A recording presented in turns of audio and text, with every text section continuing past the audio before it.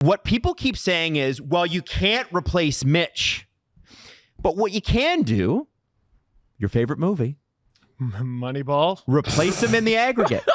Can you find 3 guys that score 55 points? Sure you can.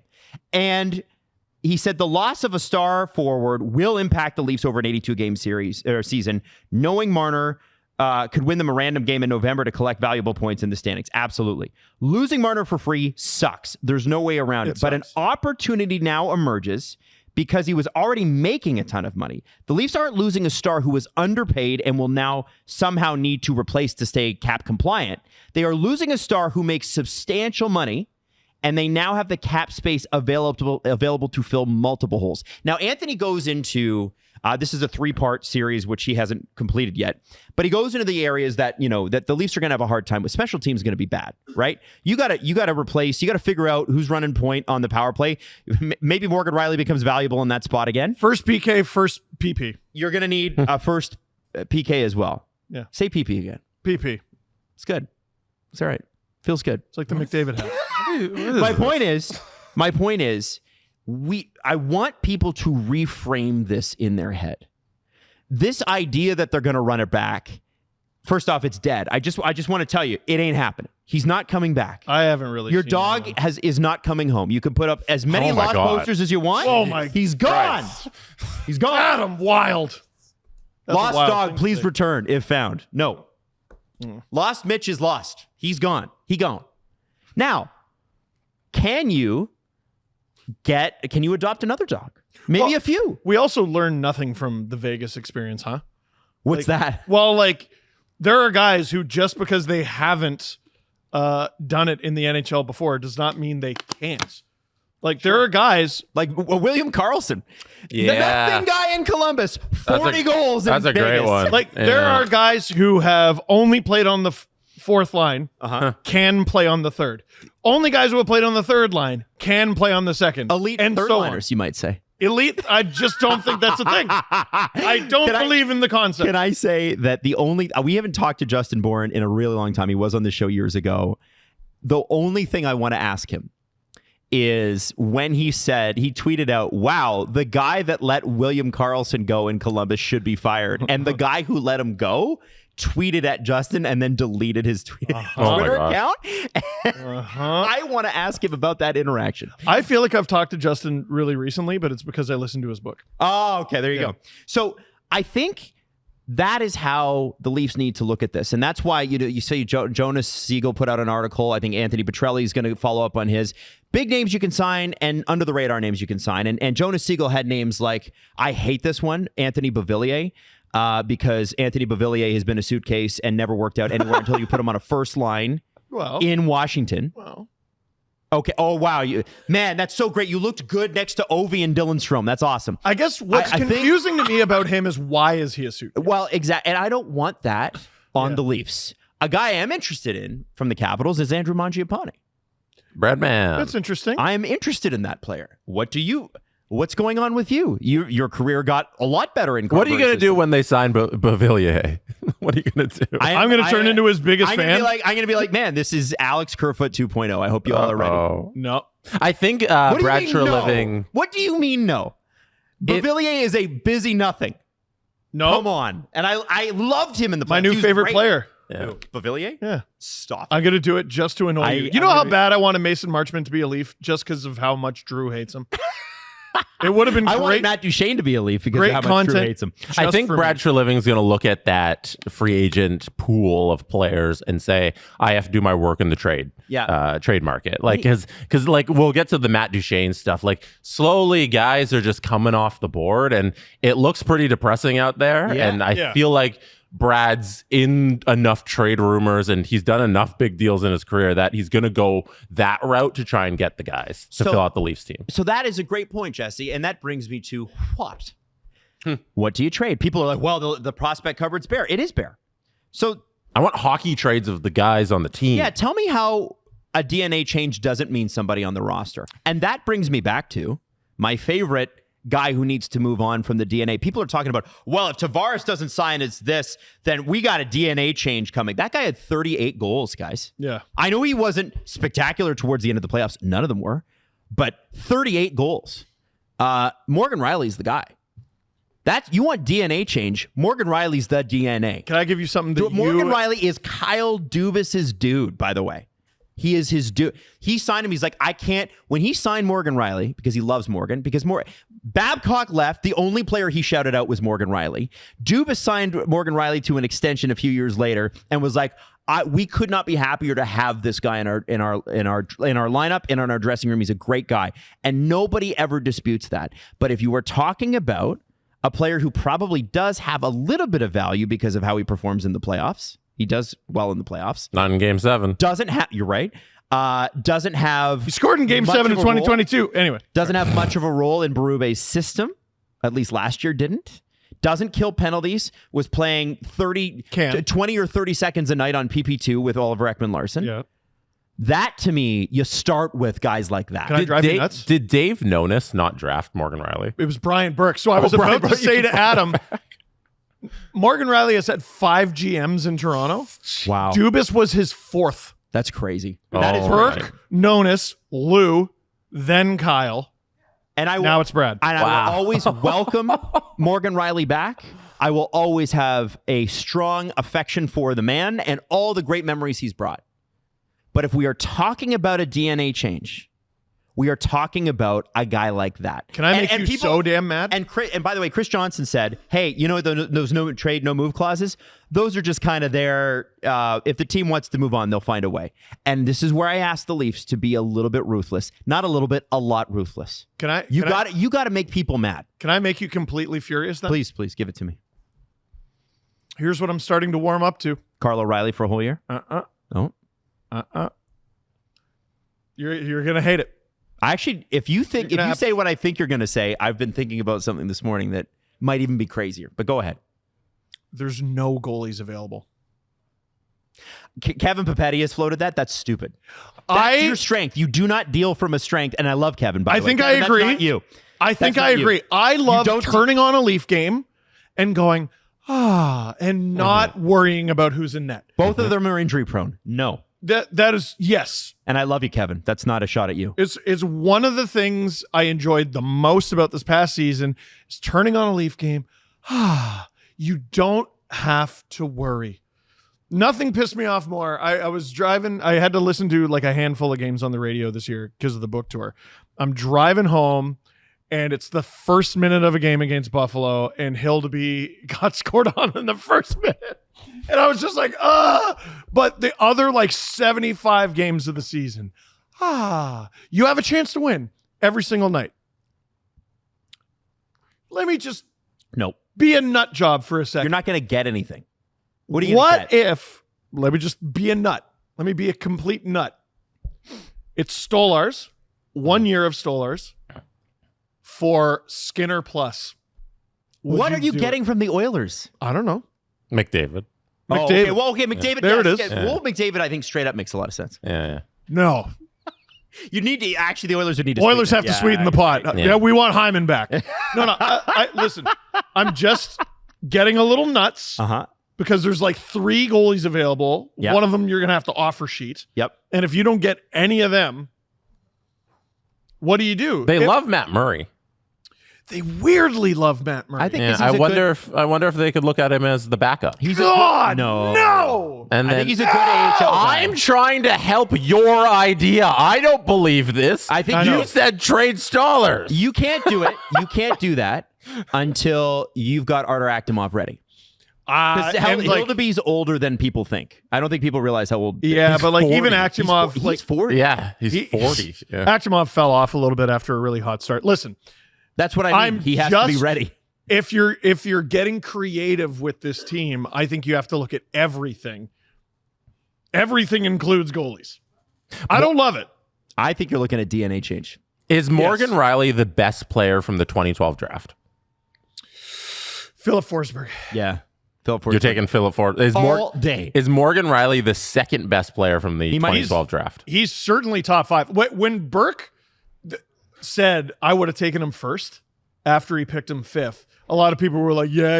He was right. Mm-hmm. Go look at who are the 4 guys drafted ahead of Rielly? I will. Wow, so sort. I'll give you the four guys that are ahead of him. 3 guys ahead of him in points: Forsberg, Hurdle, Teravainen. That's it. 3 forwards. Yeah, 2012 draft. He's a defender. 2012 draft went Yakupov, Ryan Murray, Alex Galchenyuk, Griffin Reinhart, Morgan Riley. Riley was the 3rd defenseman. That's nuts. In terms of games played, if we sort that way, Morgan Riley is number 1 amongst players from the 2012 draft. Cody Ceci is 2. Tom Wilson is 3. Jacob Trouba 4. Hurdle 5. Damon Severson 6. Forsberg comes in at 7 in terms of games played. Like, there's some really good picks. Like, Hampus Lindholm went the pick after Riley. Yeah. Not a great draft. That's what I'm saying. It's terrible. Yeah. He did a great job selecting Morgan Riley. And that's why I'm looking at It's probably the second best pick. Maybe Hurdle. I don't know. this draft in 2025 is so chaotic because the projected first overall pick in Matthew Schaefer played, I think it's the exact same amount of games Morgan Riley did in his draft year. Riley played 17 games. I remember when the Leafs picked him, I stayed up till like 3 a.m. I was in Scotland. And, they got the 5th overall pick. I got to see who it is. And I see they picked the defenseman who played less than 20 games, busted knee, and I was heartbroken. I was like, what a stupid team. And turns out he's awesome. Or was. Yeah, it turns out he's the second, 3rd best pick. At worst, 3rd best pick of the entire draft. You couldn't have really done much better. No. Than you did. Unless you're getting Forsberg or maybe Hurdle or Tom Wilson, and even then we're like, you probably want Morgan Riley. Mm-hmm. Yeah. Anyway. I just think we gotta, if we're, and again, I think this coming year is a step back year.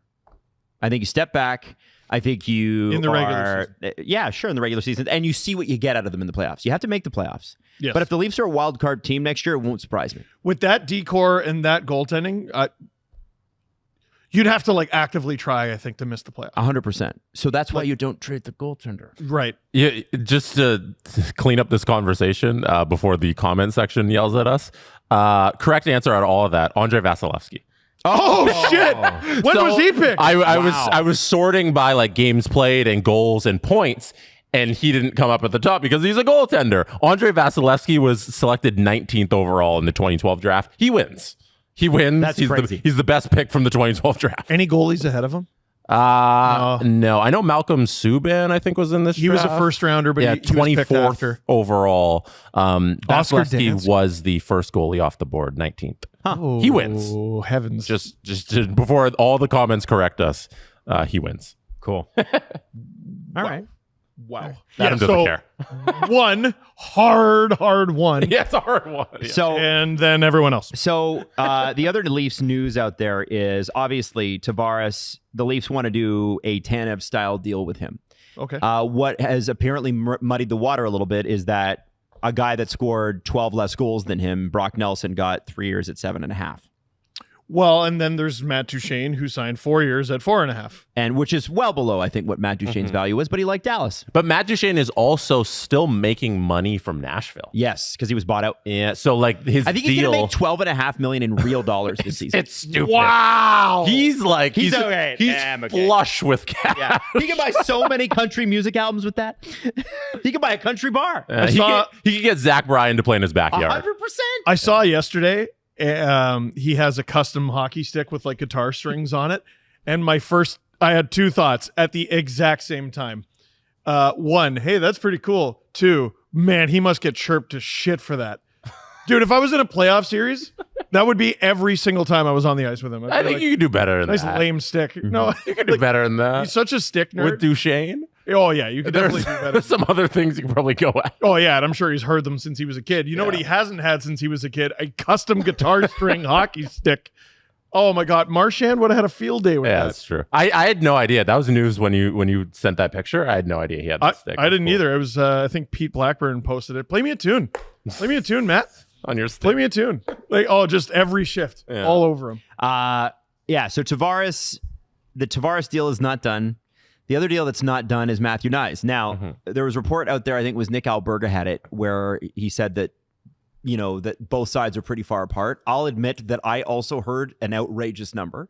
Kipper had it too in the Star. Yeah, I have to say, when you get into negotiations like this... What was the number in the Star? Did he have a number in the Star? No, Kipper had that they were very far apart in Yeah. negotiations. He wrote that. And I mean, it kind of makes sense. You're far apart in negotiations until you're not. Yes. And hey, listen, if we all want Matthew Knies at 7, 7.5, 8, whatever your number is, at over an 8-year contract, his camp's going to start at like 3 or 4 million above that. And the Leafs are going to start at like 3 or 4 million below that, and then they will slowly inch their way to whatever. And here's the thing. The lack of real deadlines here has, it doesn't unless He's there's an RFA. Yeah, there's no real deadline here to push either side to make a decision. And he's not an RFA candidate in the slightest. No, and listen, Offer sheet. Somebody said, an offer sheet. RFA candidate. Oh, Yeah, my I think bad. Franks are falling through like a crazy number, like 11 million over 7 or something like that. And For Knies? For Knies. If that happened, Like, I'm not I don't even think that's mad. gonna happen. It's But just if funny. that happened, Yeah. you just kind of go, all right, we'll see ya. Like I don't know how. And when I hear that number, I say, sure, that's how negotiations work. Sure, me too. I think so my point in this is that's don't exactly get freaked out about it. It's June 20th. Yeah. Don't be worried about Matthew Knies signing a contract. I'm There's so also much time. I'm going to talk to Leaf fans. It's time you stop being so friendly. Us against the world. There are people planting information to try to hurt the Leafs. Absolutely. Yes. 100%. The Us against the world. No one likes you. No one is going to like you. Just look The at it that Leafs- way from now on. They're free clicks. Just throw out 100%. throw out your thing, include the Leafs, you get clicks. Yep. And people use that all the time. What article are you more likely to click? Matthew Knies is going to sign a team-friendly 3-year deal. Matthew Knies is never coming back again. Matthew Knies is never coming back again. Now- He's going to sign for more than Marner. I do want to say You're going to click that one. You're clicking that one. do that again. I hope they figure out how to spell more. More than Marner. No, agents are out there planting bullshit. Can you do Mitch and Marner? Mitch and Marner. Oh, at the same time? That's good. That's impressive stuff. Thank you. Of the Utah. Yeah. So That's barely anything. It's just MTH. My head hurts. the Matthew Knies thing. it doesn't look comfy. It's not. Remember, the most likely outcome here is the boring one, which is he resigns with the Leafs. Yeah. Now, he's got to be careful because Toronto, every city's got its characteristics. Toronto doesn't have a problem with people making their money. Toronto has a problem with people who make more than $10 million saying they're underpaid and undervalued. Huh. Toronto is very, like Philadelphia's got its characteristics. Boston's got its characteristics. New York, Miami, everybody's got their, LA's got their characteristics. Toronto's got a very practical streak and a pragmatic streak. You're exceptional at this. You're one of the best in the world. You should get paid like it. But then don't tell me, and this is where you lose Torontonians. Don't tell me that you're undervalued or underpaid, because I don't believe that, and I resent that, and I will react negatively to that. Matthew Knies has got to understand whatever contract he signs, that first off, that has to be the end of it. Shut up about it afterwards. I think he's got different people. The second thing has got to be, you better perform. Yeah. We do expect that if you're going to eat that much of the cap up, like Matthew Knies isn't our sweet. Questions. He's not our sweet boy anymore. Once this deal is signed, he is now. You better friggin' perform, dude. Oh, William Nylander's lack of effort on some goals against were a lot less cute this season. And of course, Yeah. and he was an elite offensive performer, which was second in the NHL in goals. Yeah, and that was euphoric when he was making 6.9. This is his first year of 11.5, and he lived up to it most nights. And the nights he didn't, you're like, whoa, what do we pay you for? Matthew, it is a burden. So Matthew Knies will have a little bit of that, and Austin Matthews, I think, I feel like the Marner camp, and I think in a certain way they have a point. People were harder on Mitch when he underperformed than they were on Austin, and part of that Because of them. The call is coming from inside the house. I know. I just want to say that. I hate his people. Holy shit. When was your last good Dude, day? let me finish the point. Everything's fuck. Can I finish the my point? God. Yeah, sorry. Go ahead. My point is, they put themselves out there in 2019 and caused themselves to be a lightning rod for that. Yeah. Not because Mitch is leaving, but I already sense a little bit of consternation about how the Matthews injury, whatever it is, was handled. Okay, so you're going to be healthy after this summer when you sit out 4 months, but you couldn't have sat out 4 months during the regular season and then just got healthy for the playoffs. So who's upset about that? Oh, there are fans that are. I sense a little bit of that. Yeah. And I think that will be under the microscope next year as well when the season starts. I think those are storylines to watch. Yeah. You can leave Mitch in the rear view. He's gone.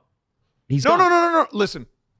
No, I have to say this. Go ahead. I have to say this. Marner's reputation in the city was that of a Care Bear. We loved this guy. Loved him. What caused fans to fall out of love with him? The way the contract negotiations were handled. The playoff performances and how he faded as series went on. That took a long time. It took a long time for us to notice and be like, hey, that's bad. To me, it didn't really start until 2021. Montreal. You know, the Columbus, most people were like, dude, it's the bubble. I get it. He had a couple big performances in 2019 in retrospect, I and don't 18. get it, but yeah. No, yeah, I mean. But he did have big performances in those series leading up to that. You're right. And it didn't really become a thing until 2021. What became a thing before that in 2019 was his camp. And his camp this. And his agent this on the day Matthews signs his contract, you prick. And his camp this and his camp that. And now there's this thing, I think it was TSN. There's a thought out there that his camp feels disrespected. It's never about Mitch. Never about that guy. Mm-hmm. I used to say, I don't say this anymore because unfortunately it's not true, but I used to say, I've never heard anyone say a bad thing about Mitch Marner. I've never heard anyone say a good thing about his camp. It's your fault. This kid has the reputation he does. It's your fault, and you'll never wear it, and you'll never take responsibility for it. He has to wear it. He has to wear it. It'll never come back to Darren. It'll never come back to the other guys. Yep. Like some of the goofballs he has around him. And at the end of the day, you are a grown-up, and I guess you're responsible for the people around you. But I do, to a degree, feel bad for this guy. I really, really do. Because some of the people around him suck so much ass. Oh my God. I'm like, his camp is mad about this and that you never hear Mitch is mad about. You never hear Mitch is mad about. Mm-hmm. That's what I'm so upset about. But unfortunately, you got to get rid of one to get rid of the other. Yep. Good riddance to the lot of you. So anyway, with the Leafs, I look at this and I go, okay, they have an opportunity here. We started this segment with, if Marner holds up the market or holds it up, I don't think he will hold up the market. I think he'll hold up a few teams. Maybe a bit. But everybody else will be like, yeah, well, Nick Ehlers is not going to not sign. Somebody's going to offer Nick Ehlers a ton of money. Somebody's going to offer Brock Besser a ton of money. To me, it's two. There's going to be a free agent forever. Yeah, no. We're going to wait till July 15th so Mitch can make his call, and then I'll make mine. Yeah. To me, it's two-pronged. It is two-pronged. Like, Marner, I think, is a factor. McDavid's extension, I think, is a factor, even though he's not a free agent until next year. I said it last show. You better be prepared. Yeah. If he is a free agent next year, you better have room. Right. And what do you think these UFAs are? They're signing multi-year deals. Yeah. Right. You don't want to not get McDavid because you tied up Ehlers for too long. Yeah. Yes. You know, like it's true. It's 100%. A thing that they got to think about. So I just want to say this. I think if the Mitch Marner thing does play out to mid-July, forget the Toronto reaction of it. If your team is held up by this guy and he ultimately doesn't sign with you, are you mad at him or are you mad at your management for going along? No, that's on you. That's yourself. I think you got to be mad at yourself. Yeah. Which is why I don't think it will be held up exactly until July 15th, because nobody's stupid enough to do that. Because it takes a lot of salary cap space to sign Mitch Marner if he wants a lot of money. So you're not just going to sit there with $14 free million and not spend it if you're a GM on July 10th. Yeah. Like, especially that if you're make like sense. the third of three. July 3rd. What am I talking about? July 10th? July 3rd. Yeah. You know? Like, July 2nd, Jess. Yeah. They're going to spend the money. Here's my other question.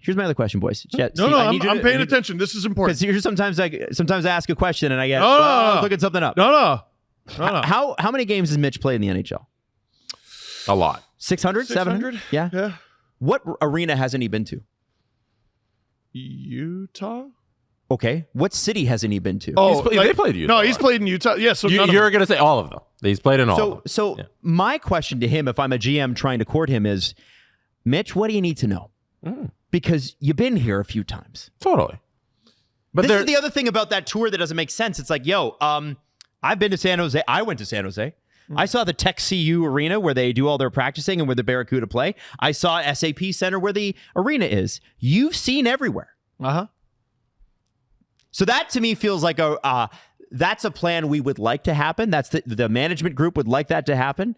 I don't think that's going to happen. Yeah, I think there's a pie in the sky scenario for Marner and his people where they get to do that. I assume they want to do like the non-hockey thing because there's certain things he can talk to GMs where it's not tampering. Like now that he's a UFA, they can talk openly about everything. He wants to see maybe the housing market and schools and have the people of the local area and the GMs in the front offices court him to live in that city and be a part of those teams. So I understand that. I don't think he's going to have enough time to do all of that, and it'll probably get done within 5 days of July 1st. There was a guy who you know what I would do? Fly to my favorite cities right now.